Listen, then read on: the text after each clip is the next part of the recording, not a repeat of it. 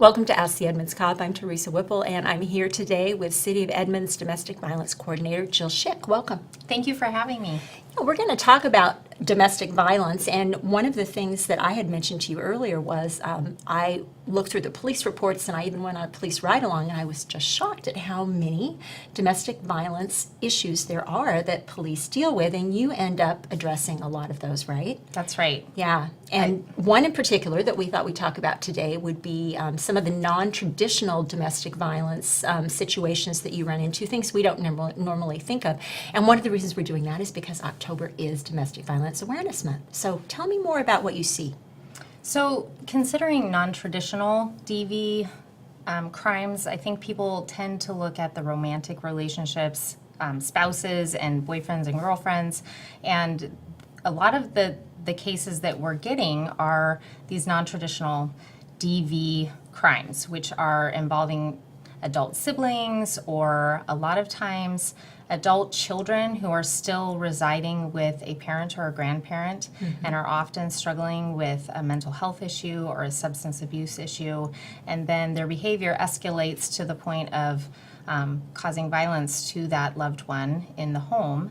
And so that's how our officers are involved, and that's how I get involved. Right, because those cases are referred to you, and then your job is to follow up and offer resources. What else do you do? Correct. So I offer resources, things that can be helpful from the community side of things, but if there is a charged crime in the case, then they're going to be involved in the criminal justice system. So I try to support them, educate them, and then be a liaison between the city prosecutor and the named victim, and also communicate with the judge about no contact orders, conditions of release, what the victim's wishes are on a particular case, and safety planning.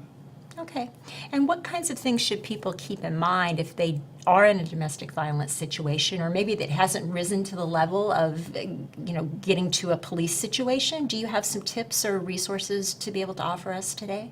So I try to, when we get reports that we assign the name of DV, non-assault, or verbals. Right. I see those a lot. Yes, there are a lot of those. And so I try to send out more of the preventative information to folks that are struggling with their relationships. So when we talk about kind of the non-traditional DV cases, I have a lot of young adults who still fall under resources that can be offered through places like Cocoon House, where they support parents and teens, even up to age 21, who are trying to work out their relationship while this young person is still in the home.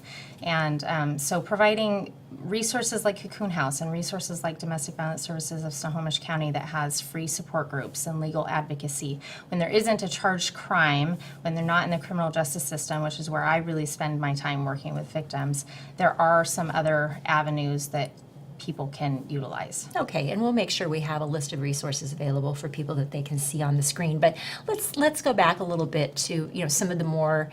I mean, I'm sure domestic violence, when it becomes a physical issue, is serious no matter what, but some of the more traditional, maybe domestic violence situations that you and I talked about when you were here a year ago, one of the things we had discussed was, a lot of times people might be hesitant to come forward when they're in a situation like that, and they might, be quiet and suffer needlessly, maybe, when they're in a situation. What advice would you have for somebody like that who's in that situation? It's a really tricky situation, and there are a lot of reasons why victims don't come forward. And, a lot of it is financial. A lot of it is it's safer to have kind of the enemy closer than to try to draw a line in the sand and create more of a problem for themselves. I would say that there are resources available. Our officers are here to support and to help and to intervene and to try to create safety however we can. And if there's a way to call 911, we will be there to help, and then we will support you every step through the process to try to get no contact orders and to try to create space so that you can safely separate from that relationship. Okay, good advice. Anything else we didn't talk about you wanted to mention? I can't think of anything. Okay, good. Well, thank you so much. And remember that October is Domestic Violence Awareness Month. We will have resources available for you to check out. And thank you so much for joining us. Thank you. We'll be back again soon with another episode of Ask the Edmonds Cop.